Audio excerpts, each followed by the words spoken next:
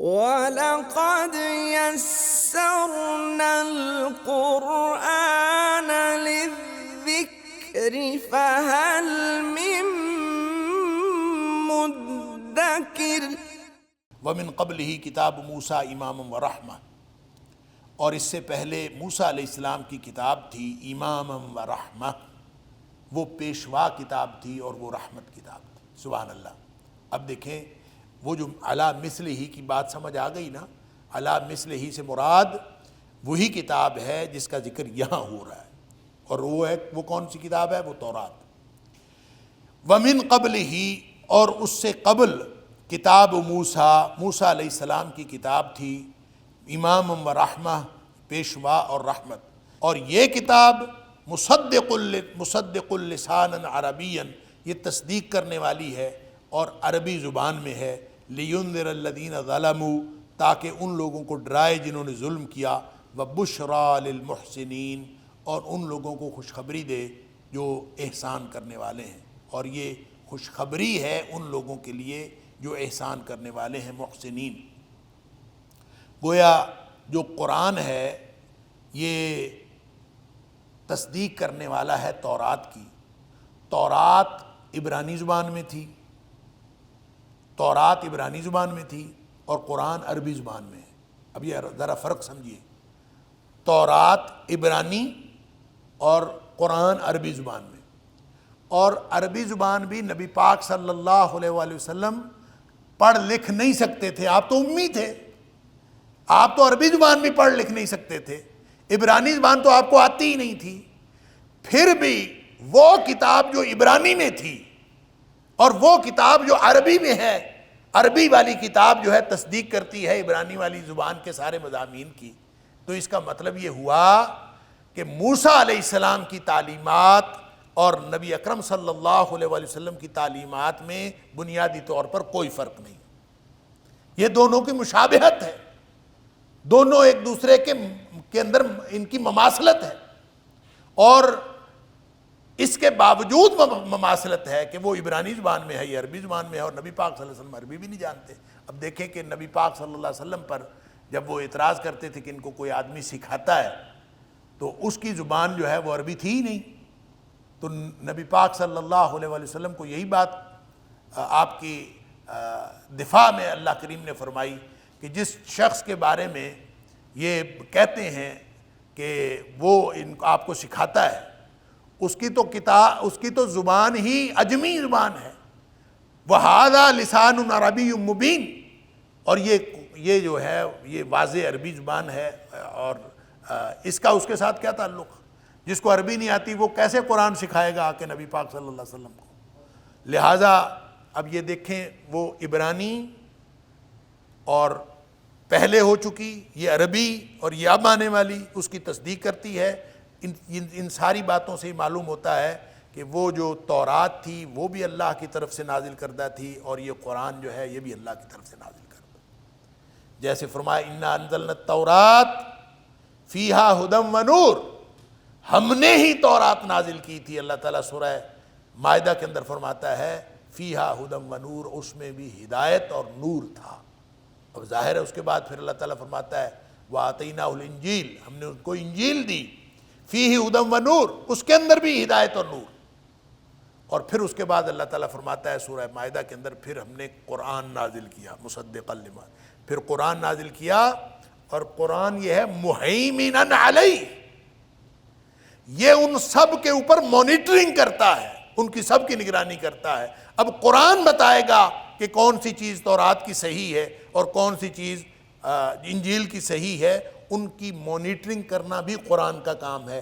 قرآن یعنی حق بھی ہے، اور حق اور باطل میں فرق کر دینے کا پیمانہ بھی ہے، اس لیے یعنی قرآن بھی ہے، قرآن فرقان بھی ہے، مہیمنا علیہ کا مطلب یہ ہے۔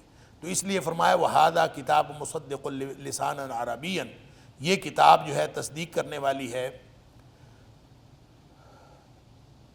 جو عربی زبان میں ہے، لِيُنذِرَ الَّذِينَ ظَلَمُوا، تاکہ یہ ڈرائے ان لوگوں کو جن نے ظلم کیا۔ ظلم کیا سے مراد کون لوگ ہیں؟ جنہوں نے شرک کیا۔ ظالموں سے مراد ان الشرک لظلم عظیم، سورہ لقمان کے اندر اللہ تعالیٰ نے فرمایا کہ شرک جو ہے وہ سب سے بڑا ظلم ہے۔ تو ان الشرک لظلم عظیم سے پتہ چلا لینذر الذین ظلموا سے مراد وہ لوگ ہیں جنہوں نے شرک کیا۔ تو مشرکین کو ڈرانے کے لیے یہ کتاب آئی ہے، وبشریٰ للمحسنین، اور یہ خوشخبری ہے ان لوگوں کے لیے جو نیکی کرنے والے یا احسان کرنے والے۔ محسنین سے مراد احسان کرنے والے، اور احسان کرنے والے کون ہوتے ہیں؟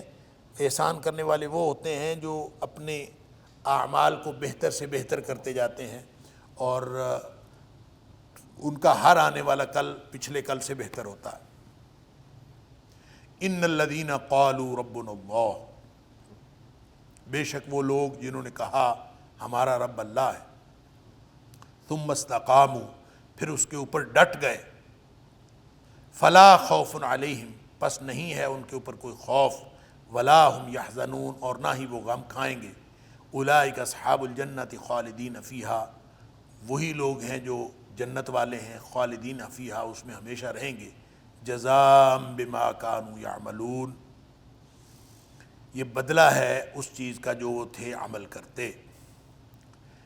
یہ جو آیت ہے، آیت نمبر 13 خاص طور پر، ان الذین قالوا ربنا اللہ ثم استقاموا، یہ سورہ حامیم سجدہ کے اندر آیت نمبر 30 اور 31 وہ ہم پڑھ آئے ہیں، اس کی تفصیل وہاں دیکھی جا سکتی ہے۔ میں اجمالاً عرض کر دیتا ہوں کہ استقامت سے کیا مراد ہے، اللہ کو اپنا رب کہنے کے بعد اس کے بعد استقامت سے کیا مراد ہے۔ جیسے نبی پاک صلی اللہ علیہ وسلم نے ایک شخص سے کہا تھا، اس نے کہا تھا مجھے بس ایک بات بتا دیجئے اور میں بس اسی پر عمل کر لوں گا، تو مجھے زیادہ باتیں نہیں پتہ، تو مجھے بس ایک بات بتائیے کہ میں اس کے ساتھ جڑا رہوں۔ تو نبی کریم صلی اللہ علیہ وسلم نے فرمایا قل آمنت باللہ ثم استقم، تو ایسے کرو، یہ کہہ دو کہ میرا رب اللہ ہے، پھر اسی کے اوپر ڈٹ جاؤ، اسی کے اوپر زندگی گزر جائے۔ ڈٹ جاؤ سے مراد ہے اسی کے اوپر زندگی گزر جائے، جیسے اللہ کریم نے فرمایا وَاعْبُدْ رَبَّكَ حَتَّى يَأْتِيَكَ الْيَقِينُ، اپنے رب کی بندگی کیا کرو یہاں تک کہ تمہیں موت آ جائے، موت تک اللہ کی بندگی۔ اور یہاں پہ محسنین کا ذکر ہے۔ محسنین کون ہیں؟ بشریٰ للمحسنین، اور پھر فرمایا ان الذین قالوا ربنا اللہ، تو اس کا مطلب یہ ہے کہ جو محسنین ہیں وہ ہیں جنہوں نے اپنا رب اللہ کو کہا ہے اور پھر اس کے اوپر استقامت اختیار کی۔ تو میں یہ بات پہلے بھی کئی دفعہ عرض کر چکا ہوں، میں صرف اشارہ کر دیتا ہوں کہ محسن وہ ہوتا ہے جو بہتر سے بہتر کرتا ہے۔ اللہ کے رسول صلی اللہ علیہ وسلم نے احسان کی ڈیفینیشن یہ فرمائی الاحسان ان تعبد اللہ کانک تراہ، احسان یہ ہے کہ تم اللہ کی بندگی اس طرح سے کرو جیسا کہ تم اللہ کو دیکھ رہے ہو، اور فَإِن لَمْ تَكُنْ تَرَاهُ فَإِنَّهُ يَرَاكَ، اگر تم اللہ کو دیکھ نہیں سکتے، یعنی ایسا تصور نہیں قائم کر سکتے، فَإِنَّهُ يَرَاكَ، تو پھر اللہ تو تمہیں دیکھ رہا ہے۔ تو یہ جو پہلا سٹیپ ہے، پہلا درجہ ہے کہ تم اللہ کو دیکھ رہے ہو، یہ ہمارے ذمے یہ لگایا گیا گویا کہ تم اس طرح کی کیفیت پیدا کرو جیسے تم اللہ کو دیکھ رہے ہو، اور اللہ کو دیکھا جانا اس دنیا میں ممکن ہی نہیں۔ لا تدرکہ الابصار وہو یدرک الابصار، اللہ کو دیکھا جانا تو ممکن نہیں۔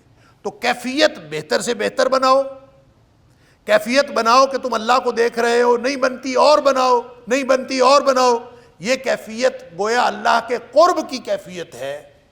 تو اس کو یوں کہہ لیجئے کہ ہمارے ذمے وہ منزل لگائی گئی ہے جو دنیا میں ناقابل حصول منزل ہے۔ ایسی عبادت کرو جیسے تم اللہ کو دیکھ رہے ہو۔ تو عبادت کی یہ کیفیت بنانا، کیفیتیں اپنی بہتر سے بہتر کرتے جاؤ، بہتر سے بہتر کرتے جاؤ، اللہ کا قرب حاصل کرتے جاؤ، اس کی کبھی بھی منزل نہیں آئے گی، کیونکہ یہاں اگر دنیا میں منزل آ جائے تو پھر اس کے بعد ڈاؤن فال شروع ہو جائے گا، پیک کے بعد کسی چوٹی کے بعد پھر اترائی شروع ہو جاتی ہے، لہٰذا اس کی چوٹی نہیں آتی، بہتر سے بہتر، بہتر سے بہتر، اوپر سے اوپر گزرتے جاؤ، چڑھتے جاؤ، درمیان میں موت آ جاتی۔ وَاعْبُدْ رَبَّكَ حَتَّى يَأْتِيَكَ الْيَقِينُ، اوپر سے اوپر جا رہا ہے، احسان کی منزل حاصل کرنے کے لیے محسن بن رہا ہے، بہتر سے بہتر کرتا جا رہا ہے، درمیان میں موت آ گئی، اللہ اکبر، لیکن اس کا سفر جاری ہے۔ ان تعبد اللہ کانک تراہ، جیسے اللہ کو دیکھ رہا ہے، اس کا سفر جاری۔ درمیان میں موت آ گئی، برزخ ہوا، حشر ہوا، جنت دوزخ کا فیصلہ ہوا، مومن محسن جنت میں چلے گئے، اللہ اکبر، جن کے لیے فرمایا کہ وَبُشْرَى لِلْمُحْسِنِينَ ان الذين قالوا ربنا اللہ ثم استقاموا فلا خوف علیہم ولا هم يحزنون، ان کے اوپر نہ کوئی خوف ہوگا اور نہ وہ غم کھائیں گے، وہ گویا جنت میں چلے گئے۔ اولئک اصحاب الجنہ، یہ جنت والے ہیں۔ تو جو جنت والے محسن جنت میں چلے گئے تو جنت میں جا کے وہ اپنی موج میلے سے رہنا شروع ہو گئے۔ تو ایک دم ایک فرشتہ آواز دے گا کہ اے جنتیو، اللہ نے تم سے ایک وعدہ کیا تھا، اللہ وہ وعدہ پورا کرنا چاہتا ہے۔ اور وہ وعدہ کیا؟ وہ حیران ہو جائیں گے، اللہ نے ہمیں جہنم سے نہیں بچا دیا، اللہ نے ہمیں نعمتیں نہیں دے دی، سب کچھ تو دے دیا، کون سا وعدہ باقی رہ گیا؟ ابھی سوچ رہے ہوں گے، آپس میں گفتگو کر رہے ہوں گے کہ اللہ تعالیٰ حجاب ہٹا دے گا اور اپنا دیدار کروا دے گا۔ اور جب اللہ کا دیدار ہوگا تو جنتی یہ سمجھیں گے کہ جنت کی ہر نعمت اللہ کے دیدار کی لذت کے سامنے ہیچ، اللہ اکبر۔ وہاں جا کے یہ سسٹم مکمل ہوگا، وہاں جا کے یہ منزل حاصل ہوگی جو یہاں سے ان تعبد اللہ کانک تراہ، یہ ناقابل حصول منزل دنیا کے اعتبار سے ہے، آخرت میں جا کے یہ حاصل ہو جائے گی۔ جنہوں نے دنیا میں بہتر سے بہتر کرنے کی کوشش کی، ان کو اللہ تعالیٰ آخرت میں اپنا دیدار عطا فرما دے گا۔ وَلَقَدْ يَسَّرْنَا الْقُرْآنَ لِلذِّكْرِ فَهَلْ مِن مُّدَّكِرٍ وَلَقَدْ يَسَّرْنَا الْقُرْآنَ لِلذِّكْرِ فَهَلْ مِن مُّدَّكِرٍ۔ وہ لوگ ہیں جنت والے، اولئک اصحاب الجنہ، یہ جنت والے ہیں، یہ دنیا میں اپنی موت تک اس پر قائم رہے۔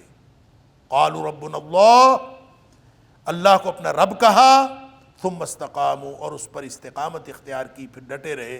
اور کب تک ڈٹے رہے؟ موت آ گئی اس وقت تک ڈٹے رہے تو فلا خوف علیہم ولا هم یحزنون، ان کے پر نہ کوئی خوف ہوگا کسی آنے والی چیز کا خوف، ولا هم یحزنون، اور نہ وہ غم کھائیں گے۔ خوف آنے والی چیز کا ہوتا ہے، غم گزری ہوئی چیز کا ہوتا ہے، تو نہ ان کے اوپر کوئی خوف ہوگا نہ ان کے اوپر کوئی غم ہوگا۔ اولئک اصحاب الجنہ، یہ لوگ ہیں جو جنتی ہیں، خالدین فیہا، اس کے اندر ہمیشہ رہیں گے، جزاء بما کانوا یعملون، اس چیز کے بدلے کے طور پر جو وہ دنیا میں عمل کرتے تھے۔ وَوَصَّيْنَا الْإِنسَانَ بِوَالِدَيْهِ إِحْسَانًا، اور ہم نے تاکیدی حکم دیا ہے انسان کو، بِوَالِدَيْهِ، کہ وہ اپنے والدین کے ساتھ احسان کرے۔ حَمَلَتْهُ أُمُّهُ كُرْهًا وَوَضَعَتْهُ كُرْهًا،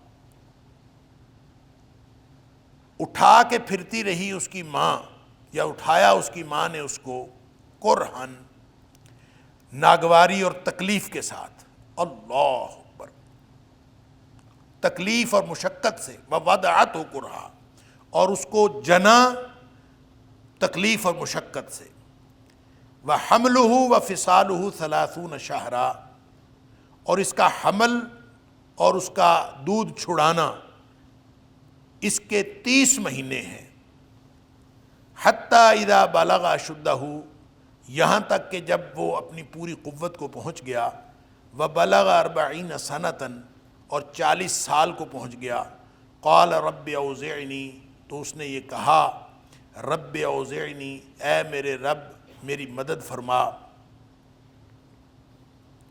یا مجھے توفیق دے، ان اشکرا، کہ میں شکر کروں، نعمتک التی، تیرے اس انعام کو، انعمت علیہ، جو تو نے میرے اوپر کیا، وعلی والدیہ اور میرے والدین کے اوپر کیا، وان اعمل صالحا اور تو اس بات کی بھی توفیق عطا فرما کہ میں عمل کروں نیک، ترضاہ جس پر تو راضی ہو جائے، وَأَصْلِحْ لِي فِي ذُرِّيَّتِي اور میرے لیے میری اولاد میں اصلاح کر دے، انی تبت الیک بے شک میں توبہ کرتا ہوں تیری طرف، وانی من المسلمین اور بے شک میں مسلمانوں میں سے ہوں۔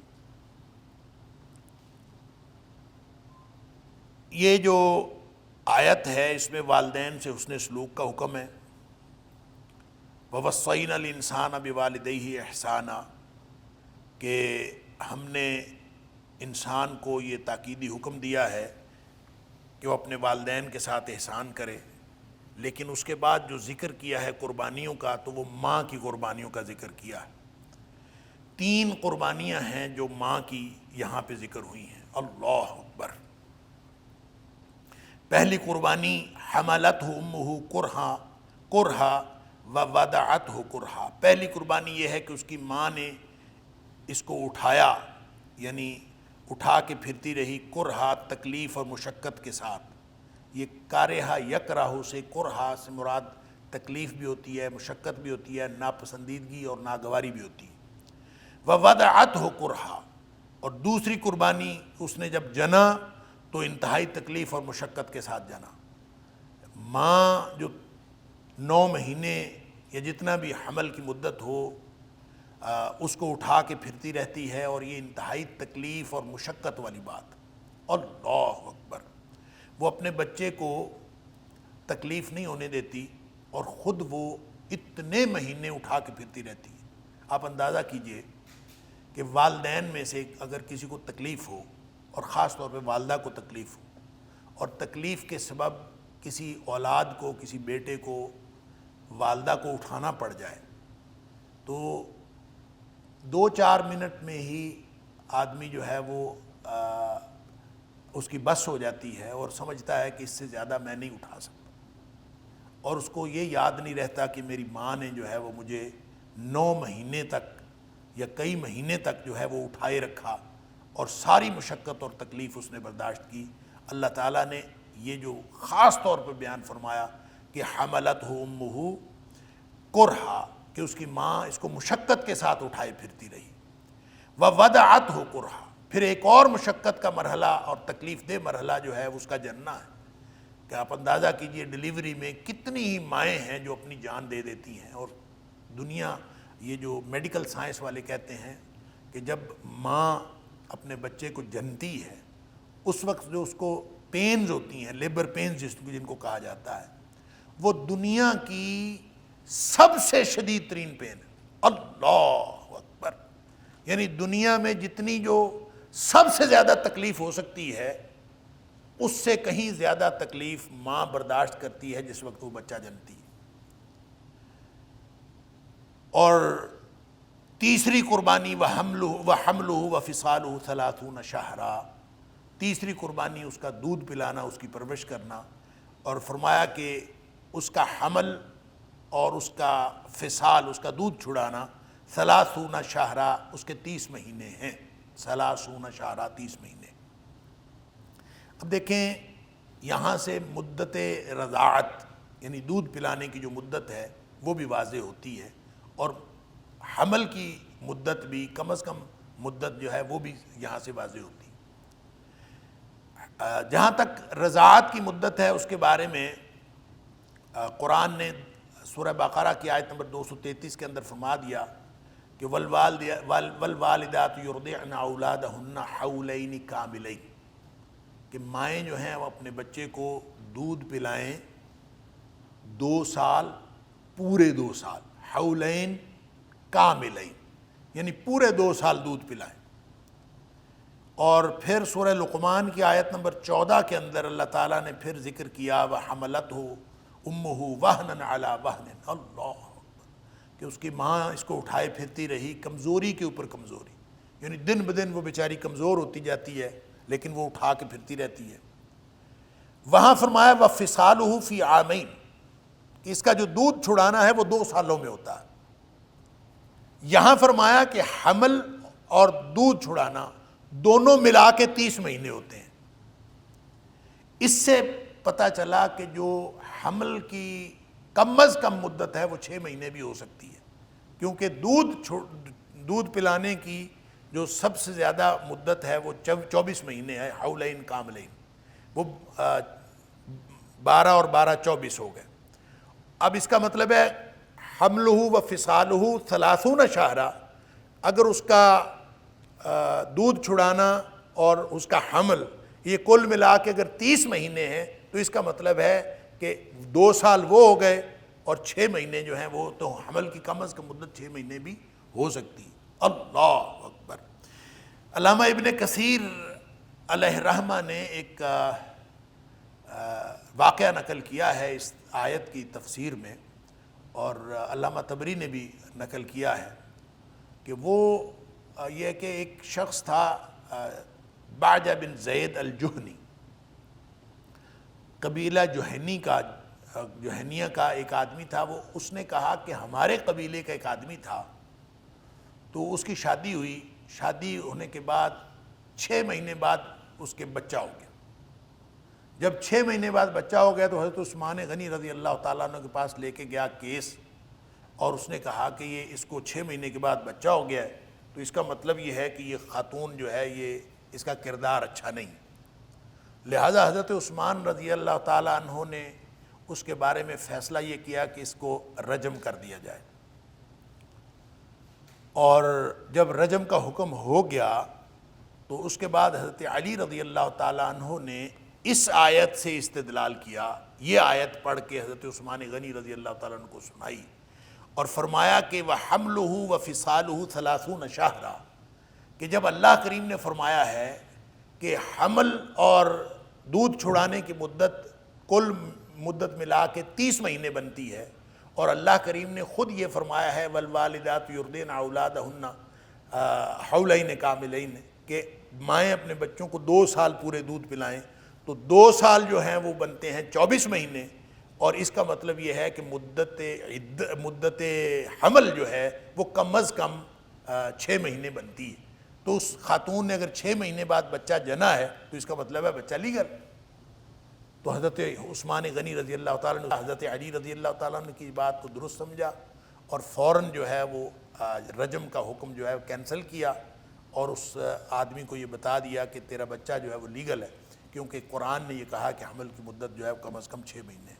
حضرت ابن عباس رضی اللہ تعالیٰ عنہ کا یہ قول بھی موجود ہے جو ابن کثیر وغیرہ نے لکھا ہے، جو ابن ابی حاتم میں یہ صحیح قول نقل ہوا ہے۔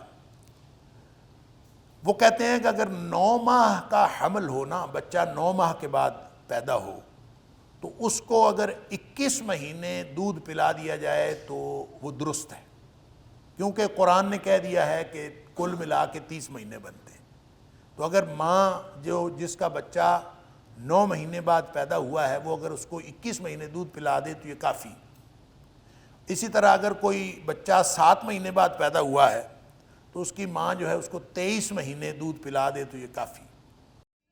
وَلَقَدْ يَسَّرْنَا الْقُرْآنَ لِلذِّكْرِ فَهَلْ مِن مُّدَّكِرٍ وَلَقَدْ يَسَّرْنَا الْقُرْآنَ لِلذِّكْرِ فَهَلْ مِن مُّدَّكِرٍ۔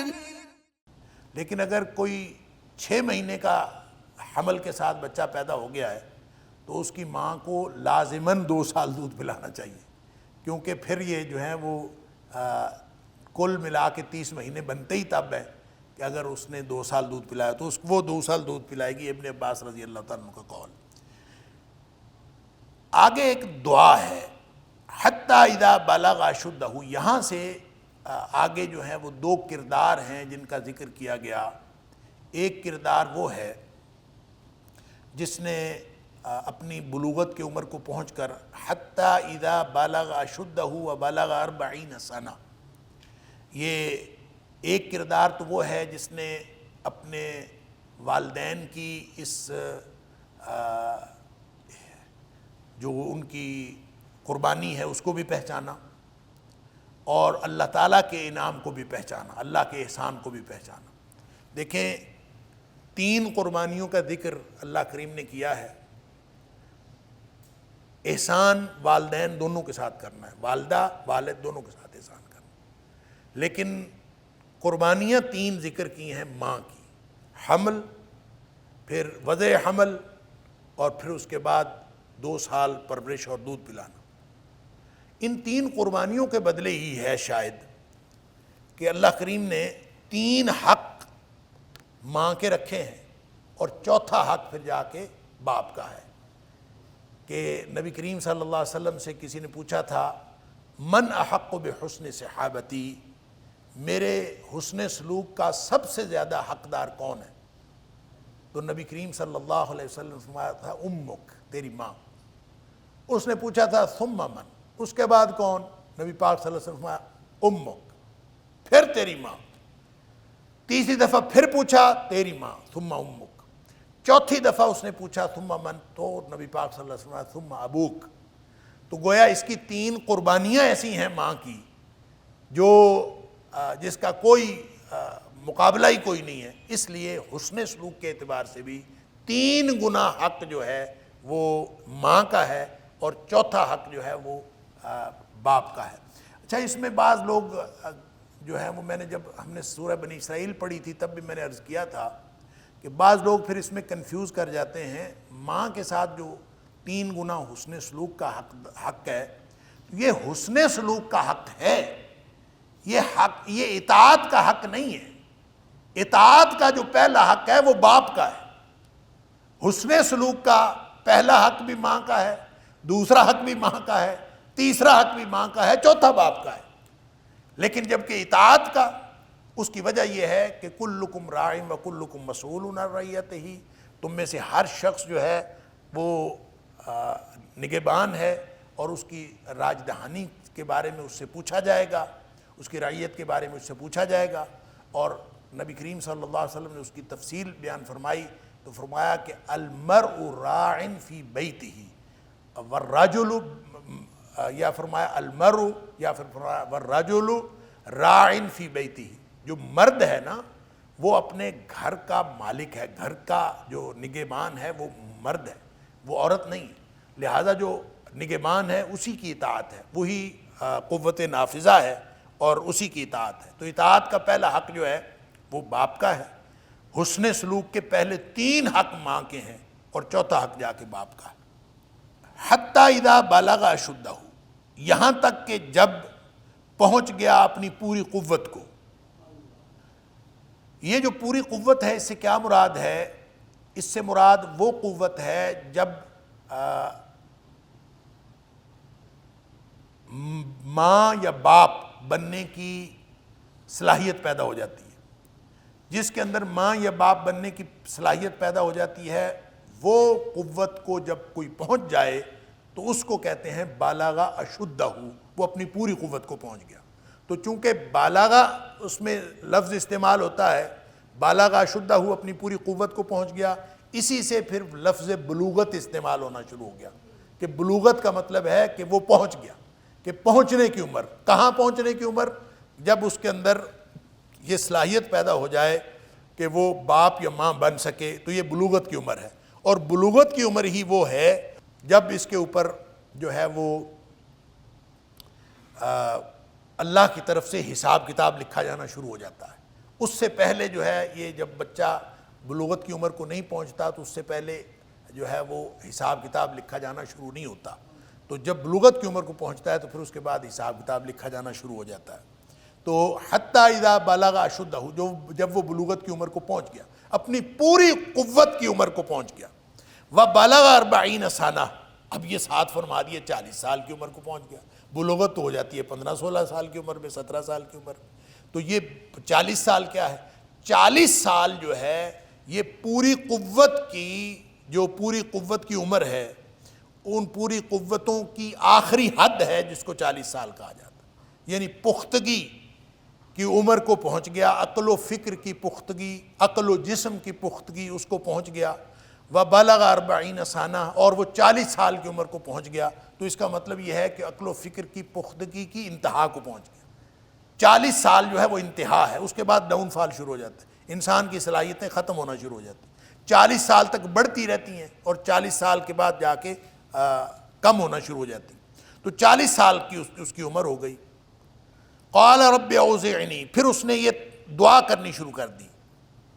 اب اس کو سمجھ آ گئی 40 سال کی عمر کو پہنچ کے، اس کو یہ سمجھ آ گئی کہ میرے اوپر میرے والدین کا کتنا احسان ہے، میرے اوپر میرے رب کا کتنا احسان ہے، میرے رب نے میرے اوپر کتنی نعمتیں کی ہیں، کتنی رحمتیں کی ہیں، اور میرے والدین کا ہونا میرے لیے کتنا احسان ہے، اور میرے بچے جو ہیں وہ میری کس قدر ذمہ داری ہے۔ یہ ساری باتوں کی اس کو پہچان ہو گئی، لہٰذا وہ یہ دعا کرتا ہے، رب اوزعنی ان اشکر نعمتک التی انعمت علی، اے میرے رب مجھے توفیق عطا فرما، ان اشکر نعمتک التی انعمت علی، یہ کہ میں شکر کروں تیرے اس انعام کا جو تو نے میرے اوپر کیا، وعلی والدی، اور میرے والدین کے اوپر جو تو نے انعام کیا۔ اب یہ پہچان کے بعد آدمی پھر یہی، جس کو پہچان ہو جاتی ہے پھر وہ یہی دعا کرتا ہے، تو نے میرے اوپر انعام کیا اور میرے والدین کے اوپر انعام کیا۔ وَأَنْ أَعْمَلَ صَالِحًا تَرْضَاهُ، اور اللہ مجھے اس بات کی بھی توفیق دے کہ میں نیک عمل کروں، ترضاہ، ایسا نیک عمل جس سے تو راضی ہو جائے، وَأَصْلِحْ لِي فِي ذُرِّيَّتِي، اور میری اولاد کے اندر اصلاح کر دے، وَأَصْلِحْ لِي، اصلاح کر دے۔ اب یہ جو اصلاح ہے نا، اصلح لی فی ذریتی، لی کا مطلب ہے ایسی اصلاح کر جو میرے لیے بھی فائدہ مند ہو، میری اولاد کو ایسا صالح بنا دے، میری اولاد میں ایسی اصلاح فرما جو میرے لیے فائدہ مند ہو، اصلح لی، میرے لیے فائدہ مند ہو۔ اب یہ لی بھی ہے اور آگے فی بھی ہے، یہ دونوں بڑے زمانہ ہیں۔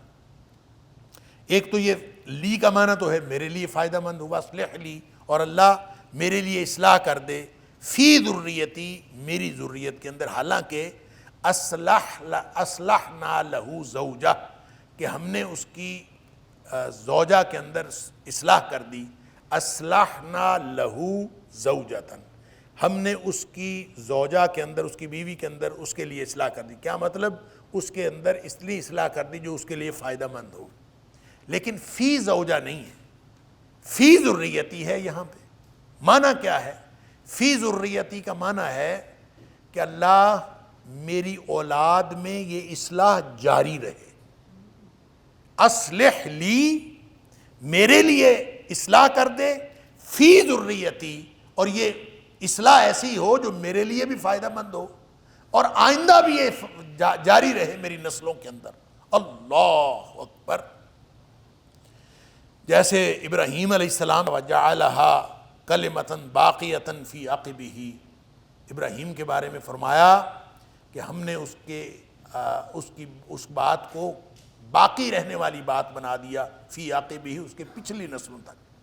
تو گویا جب انسان یہ دعا کرتا ہے اور اصلح لی فی ذریتی کہتا ہے تو اس کے اندر ایک تو یہ معنی شامل ہے کہ اللہ میری اولاد کے اندر اصلاح فرما دے، ایک یہ معنی شامل ہے کہ وہ اصلاح فرما دے جو میرے لیے فائدہ مند ہو، اور ایک اس کے اندر یہ معنی شامل ہے کہ اللہ جو اصلاح فرما دے یہ میری نسلوں تک جاری رہے۔ اللہ اکبر۔ انی تبت الیک، بے شک اے اللہ میں توبہ کرتا ہوں تیری طرف، انی من المسلمین، اور میں اطاعت کرنے والوں میں سے ہوں، مسلمانوں میں سے ہوں۔ حافظ ابن کثیر علیہ رحمہ کہتے ہیں کہ اس آیت سے اور اس دعا سے پتہ چلتا ہے کہ ہر شخص کو 40 سال کی عمر میں تجدید توبہ کرنی چاہیے۔ جب بھی اس کی عمر 40 سال ہوتی ہے تو اس کو تجدید توبہ کرنی چاہیے۔ 40 سال سے نیچے بھی جو لوگ بالغ شدہ ہو گئے ہیں، یعنی جو اپنی پوری قوت کو پہنچ گئے ہیں، ان کو یہ دعا کرتے رہنا چاہیے، اور خاص طور پر وہ جو 40 سال کے ہو گئے ہیں ان کو یہ دعا کرتے رہنا چاہیے کہ رب اوزعنی ان اشکر نعمتک التی انعمت علی وعلی والدی وان اعمل صالحا ترضاہ واصلح لی فی ذریتی انی تبت الیک انی من المسلمین۔ امام قرطبی علیہ الرحمہ فرماتے ہیں کہ کسی نے کسی بزرگ سے شکایت کی اپنی اولاد کے بارے میں، تو انہوں نے کہا یہ دعا کیا کرو. گویا اولاد کی اصلاح کے بارے میں یہ بہترین دعا ہے کہ کوئی شخص، ایک تو یہ تجدید توبہ کی دعا ہے اور دوسرا اس اولاد کی اصلاح کی دعا ہے. باقی اس کو یہ دعا کرنے سے کیا ملتا ہے اس کا ذکر اللہ کریم نے اگلی آیت کے اندر فرمایا ہے. انشاءاللہ اگلے درس میں یہاں سے آغاز کریں گے. اللہ تعالیٰ مجھے اور آپ کو، ہم سب کو قرآن سمجھنے اور عمل کرنے کی توفیق عطا فرمائے. وآخر دعوانا الحمدللہ رب العالمین. إن هذا القرآن يهدي للتي هي أقوم ويبشر المؤمنين الذين يعملون الصالحات أن لهم أجرا كبيرا.